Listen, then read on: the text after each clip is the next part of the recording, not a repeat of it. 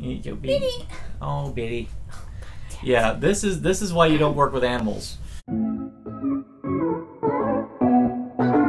You've all heard of comfort food, the kind of food you like. I'm gonna scare the hell out of you.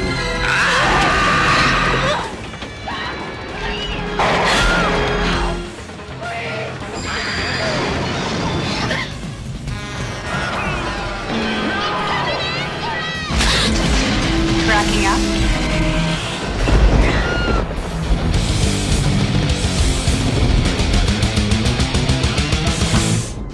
Charles Brady is new in town. You can actually talk to him? Yeah, he's nice. But nobody really knows him.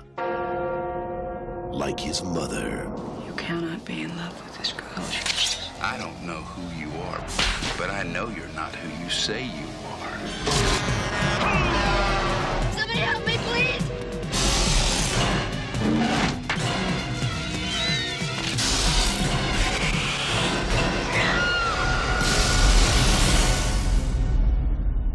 Stephen King's Sleepwalkers. Oh, Biddy's camera shy.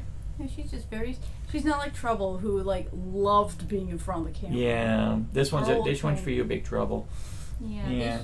This sweetheart just doesn't want to be on screen, so I'm gonna let her go now. Which means that she's going to be absolutely useless when it comes, if we ever get menaced by a shape-shifting, half-human, half-cat person. Yeah, really? Yeah, Thanks, exactly. Biddy. Yeah, thanks a lot.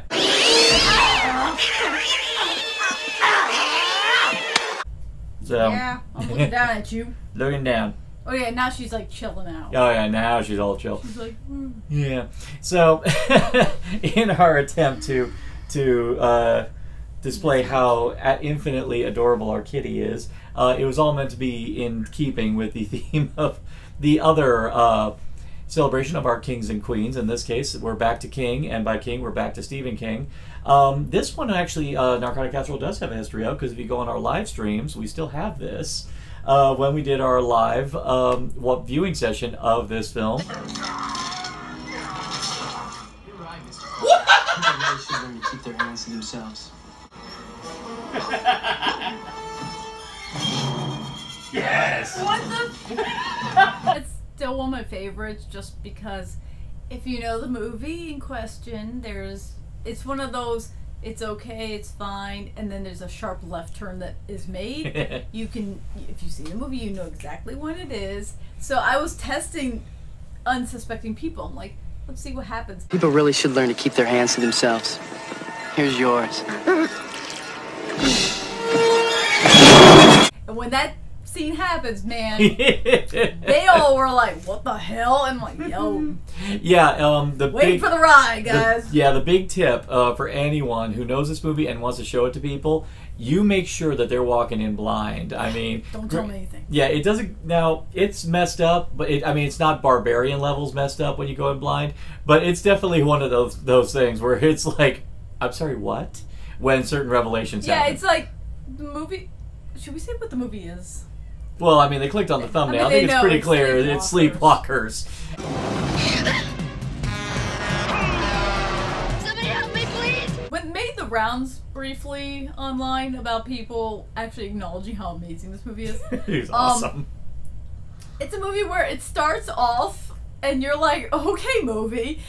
And I actually would throw around, it's probably the biggest cameo movie on Earth. Like, it outdoes every movie when it comes to cameos. I mean, even more than Zoolander. And it doesn't even, there's no real reason for it either. Zoolander makes sense why you'd have all those cameos, because of the world it takes place in. Here's a movie that kicks off with Mark Hamill surrounded by a tree of dangling dead cats. I don't know, but somebody sure doesn't like cats. And then going into it, we have like all these cameos of all these great horror directors. In one scene. I ain't taking the rap on this. I lock this place up every night. It's not my fault. They all apparently work for this police force. All these horror directors work for one police force. Yeah. It's really quite lovely. Yeah, I mean, you've got freaking Clive Barker, Toby Hooper, Joe Dante, John Landis. All of them just pop up in this movie. Yeah, and they're just like standing there. I think my favorite will always go to Clive Barker because he looks like he's like, dude, get away from me. This place up. I don't need this action. Okay, don't talk to me. Talk to the sheriff. I suspect it may, a lot of it also have to do with who directed this film. The film is directed by Mick Garris. This was actually the first of many collaborations Mick Garris would have with Stephen King down the line.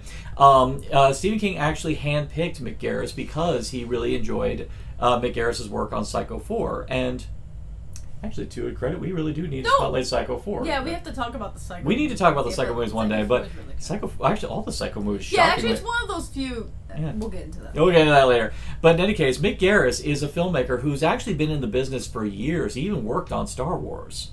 He worked on that, and he to this day, I would like to consider him like the cool dad figure in horror. He's one of those people who really does have this kind of like warmth about him. And he actually, if you go on his podcast, Postmortem with Mick Garris, he is one of the most endearing personalities in the world of horror right now. So he is definitely a person that you definitely need to make it a must just to see him and get to know him and his work. Oh, and he actually also made a certain Halloween mainstay.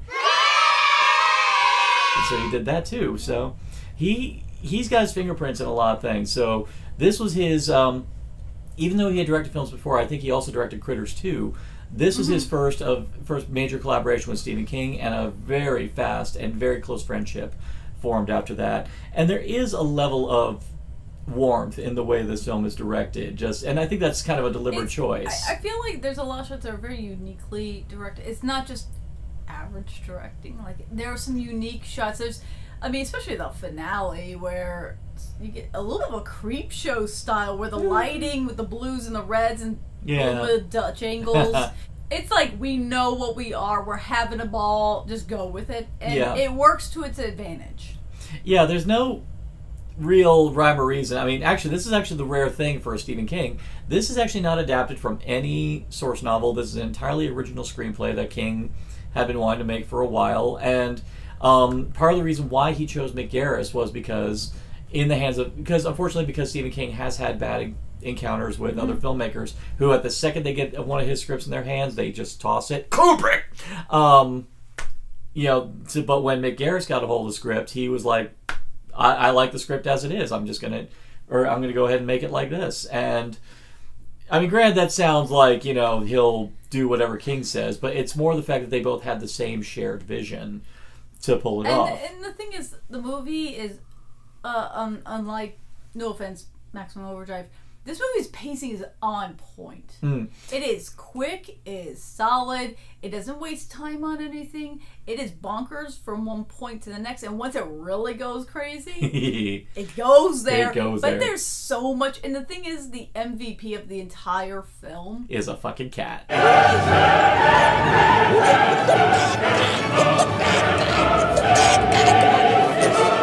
Yes. He's a cat. That is the best thing.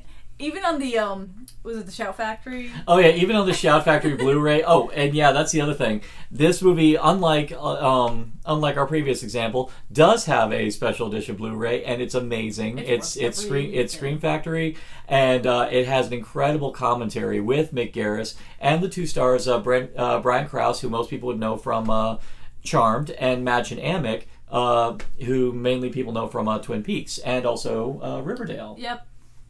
Recently. Their commentary, all three of them together, is actually, in a way, it's kind of like, a father with his two kids all just enjoying home movies. So fun to hear. Really. And all the stories and it sounds like it was a pretty solid set and all the fun, but it's one of those movies where there's also so many people you'll recognize in this. Some like prior to them coming to prominence. I mean, Ron Perlman like, shows up in a very small role, gets one heck of a offing. I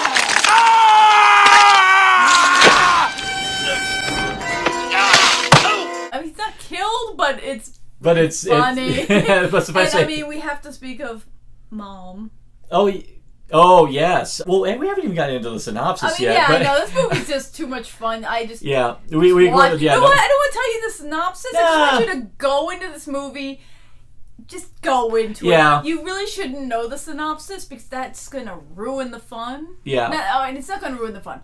But it's more fun if you don't know. Yeah. Because Seriously, like 10 minutes of this movie, you're not going to realize where you're going, and by the end, you're not going to realize you just got there. Yeah, and you will kind of, by the time you get to the end, you're like, this movie just started with a girl dancing to "Do You Love Me" at the movie theater. I mean, all I can say is Clovis the attack cat is the coolest cat ever. Clovis the attack cat. I love you, Church. I love you, Salem. Especially the ugly puppet from the TV show. Mm-hmm. I love you, Morris the cat. Garfield, you cool. Clovis. Y'all got nothing on Clovis. Clovis is like... Clovis is a bad cat, he badass will bust cat. your house out. No, he'll bust into your house. He could bust through glass.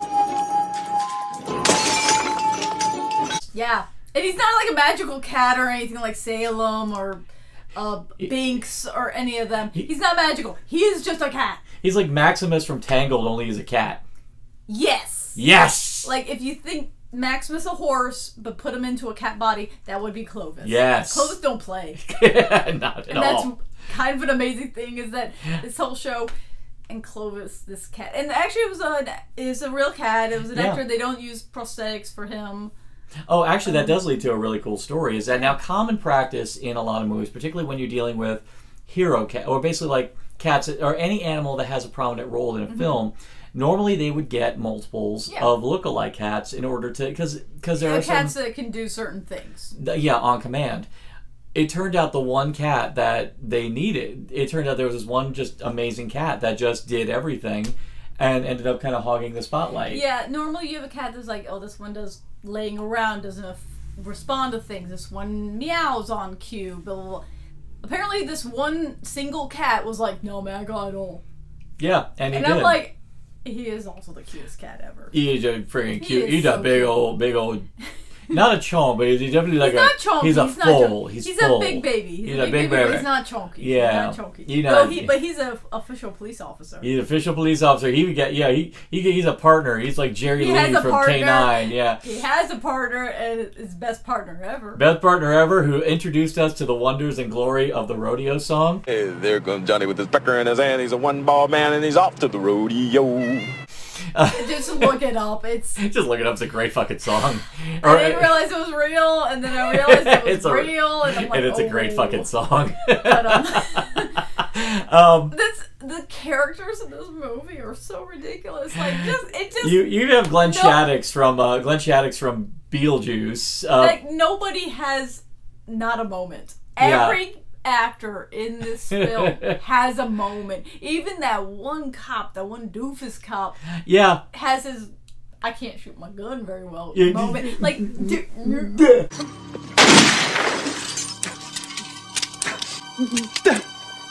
or even then, just how he's killed also. Yeah, he gets probably the best death. Slow down, horse. There's blood everywhere. No vegetables, no dessert. Yeah, we have no idea what Stephen King's fetish is for porn, but man, we are appreciative of it. But like, every single actor in this film gets a moment to shine, and it's kind of beautiful, kind of wonderful. I mean, because a lot of films don't let everybody have their moments, and even the sheriff, who is actually a pretty cool dude. He's listening, but even he gets a couple moments. He does have it. Actually, I will say he has a great line with the doofus cop. Do her parents know a Class 1 assault did not occur?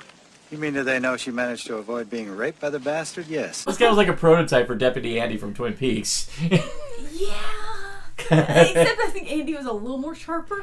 Yeah, a lot sharper and much more competent. Ironically, much more competent. But still, like, we can't... I would never say what the storyline is, but we also have to talk about... We have to talk about Alice Krige. Fuck yeah. Or most people say Alice Krige, but apparently Mick Garris in his podcast pronounced it Krige, so it's Alice Krige. He actually cast her because he saw her in the movie Ghost Story. Most people nowadays see her as always playing like, crazy hag characters. Most recently, she was in the Texas Chainsaw 2022. I mean, I always will see her as the Borg Queen. Yeah. Like, absolutely gorgeous, and... I remember was told that she was cast because they loved her face for that costume. And I remember even as a youngin' being like, she could assimilate us anytime. Yeah, I was like, Dana, I don't blame you, man. Yeah, honestly. Shoot, man. Like, but no, I always knew her as the Borg Queen. Yeah, she made head tube sexy. Yeah, she did. Kind of did. Kind of almost had a Cenobite look to it. Yeah. Oh my God, man, you know, as much as I know Jamie Clayton's going to rock it as Pinhead, Alice Craigie, man, she could have rocked it as Pinhead. If you had done that like back in the 90s. Maybe back... No, I even think today, I think she still could have done it. Maybe. Either way, but man, Alice Craigie is just one of the most multifaceted actresses that I don't think gets even remotely the level of love that she deserves. But she commits to this role, and she has to sell all kinds of... A lot of crazy shit. Crazy shit, creepiness, all that stuff. And she kills it, of course. I mean, I wouldn't suspect otherwise, but she does a great job. If you don't know the film, go and watch it. Because you will have fun.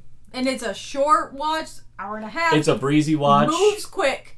It's fun. It's ridiculous. You'll have a good time. But you gotta go in blind. It's kind of like... I'm going to assume, because I have not seen it, Barbarian. Apparently you need to go into it blind. Not as fucked up as Barbarian, but definitely one where when certain plot points come along, you're just like... okay, so you get your... Or like Malignant. Malignant would be like a little... Yeah, this would be... I guess you could say this is like early 90s prototype for Malignant in terms of just crazy-ass plot points. Like stuff that you're not going to see coming. And I mean, I would say Malignant's more of a... It's going left field immediately. Yeah. This one's more of a what the and all over the place. So all right. So actually, it's a good conversation point. If you had told me this was a Stephen King movie, I actually kind of wouldn't have. I wouldn't know that. I wouldn't have even thought it because this one is such an out of left field story. Just in general, just of all the things, I never would have. Most times when he does movies, he has some kind of like theme. If I ever. God willing, if I ever met Stephen King, I think one of my first questions would be, what was your muse for Sleepwalkers? He'd be like, why did you watch that movie? I don't know. I feel like he'd be silly about it. Oh no, I think he makes fun of himself. He does, and that's why. And that's why we're doing a double. I mean, it's not your stereotypical Stephen King, but he has expanded his repertoire so much that we can't say that it's not, because I don't know the Dark Tower series. I mean, come on, Green Mile, that was his stuff. Yeah. Stay By Me was his stuff. Yeah. Like, and they're all so different. The guy just across the board. Unless it's in Maine, then you'll know. Or kids with psychic abilities that they don't tell you about, which is not in this movie either. Now, admittedly, I am something of a novice as far as like following his work. I only just recently finished reading The Shining, and I'm jumping into Dr. Sleep now. I've only did audiobooks of Carrie and It. I'm not an expert in the man's work, even though I would love to be, but I will say this from what I've already encountered. This is a person who really puts a lot of thought in the ideas that he puts into. I don't think there's ever a time where I ever felt that he never fleshed out his ideas.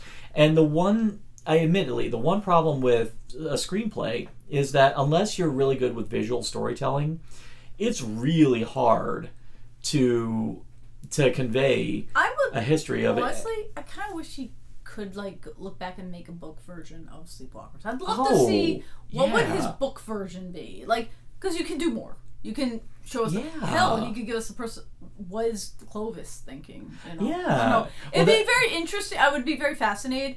I wonder if his knowledge of making the screenplay maybe was played off of his experience with Maximum Overdrive, like knowing what can you do physically or not. That's possible. I don't know, but I'm not gonna lie. If he came out with Sleepwalkers, the book, I'd read it in a heartbeat because I would love to see a little bit more fleshed out in the sense of and not only that, his style writing. He probably would have time to even pontificate on certain discrepancies in the story that he probably could be able to explain a lot better. This is, this is definitely right next to Maximum Overdrive, and even to an extent, another film I definitely think we need to spotlight, The Mangler, later on. Oh my god, The Mangler! Yeah, but The Mangler's actually really good. The Mangler's really fucking good. I'm not saying that Sleepwalkers isn't good. The Mangler is actually freaking great. But I think we all need to lead to the conclusion that Stephen King, because he does things in his own specific way, it's even if it's not good, it's going to be interesting to watch because his imagination is so singular that you're just like, you're left to wonder, and I love this, I'm always a big fan of this, where I'm always left to wonder, where is the thought process that led from inception all the way to what we see now? I only know the story of how he wrote The Shining, that's the only one I know. Yeah, exactly. And it was all just experiences. Literal having experiences, and he had a dream and he wrapped it all together. But he comes up with such amazing stuff, and even when he's not, maybe he's influenced by substance or whatever back in the day, and not, and having life experience happen to him. But he just has ideas, and they just mold out together, and I think that's kind of amazing. And even when it's not as good as his true quality stuff, you know, like whatever, but it's still entertaining. It's still fun. Yeah. It's still. I honestly think there is no bad Stephen King stories. I think there's a lot. There's something to love in it. Even if it's the execution of a bad miniseries, you're still going to enjoy it. And you know that the book probably was a crap ton better. But even then, in this case, this film is just priceless. This is so much fun. This movie is so much fun to watch. It's such a blast. It's so great. And not just for Stephen King, but for the fact that to support Mick Garris, who has done so much for horror. Follow him on Twitter. He's amazing. Yeah. Listen to his podcast. It's outstanding. It's not scary. It's not horrifying, but my God, is it memorable as hell, and it deserves. Fun. It's just we need fun nowadays. Yeah, and this is something that we really do. Okay, this is actually a good point to where I can go on this particular rant. Oh, okay. Okay, I've seen so many people say a horror movie's not good because it's not scary. Listen, horror movies don't need to be scary. No. All horror movies have to be is horrific, and in doing so. And all they had to do in order to do that is just give you a scenario that can be construed as such. Now, when it comes to tone, when it comes to presentation, when it comes to, you know, the intention of what the filmmaker wants to convey in the way they convey said horrific elements, that's all up to them. Shaun of the Dead is an amazing horror film, but it's also a great comedy. But it's not scary. It's scary. Evil Dead 2. Is an amazing horror film. Perfection, but it's not scary. Not scary. It's hilarious, and it's fun, has horrific imagery. But it's not scary. But it's still great. If it's scary, if a movie can be scary... Honestly, nowadays, some movies are scary and they're not even horror films. Let's just put that out. Yeah, that's a sad truth. But the reality is, horror is not defined by scares. It's defined by horrificness. That can come in multiple forms. Mm-hmm. And you should respect that. Also, FYI, just because you like or dislike something does not mean it is good or bad. As John Waters said it best, you know, there's no such thing as bad movies, only boring movies. And he was freaking right. And even then, the one thing about boredom, it is a matter of mindset. I can tell you so many movies that didn't really do something for me the first time I watched it, but then I went back to watch it and it got even better. I know people who are complaining about movies that I was super just into, and they're like, oh, so boring. And I'm like, the fuck movie were you watching? But I'm like, okay, I don't know what can entertain you. Get a fucking shot of espresso and watch it again. Or just, okay, I don't know what movies entertain you. Maybe only Fast and the Furious. No offense to that series, but I'm just saying, like, if that's your bag, then your standard, okay, well, yeah. So giallo movies ain't gonna work, clearly. So at its epicenter, Sleepwalkers is a film that is entirely rife with a lot of really fucked up and crazy plot points. Oh, yeah. But because of the way it's directed and because of the tone to which it's presented, it is a thoroughly entertaining film. It's so much fun. The story doesn't even make a lot of sense in many respects, but you don't care because it is fucking fun. I love that cop. Yeah, I love that cop. I mean, I love Clovis, but his buddy... His partner buddy. I feel like he's in charge in the cop. Yeah. Like, it's just... Go watch the movie. Go watch this movie. Like, share, subscribe. Click that. Should be sure. Hey, there comes Johnny with his pecker in his hand. He's a one-ball man, and he's off to the rodeo.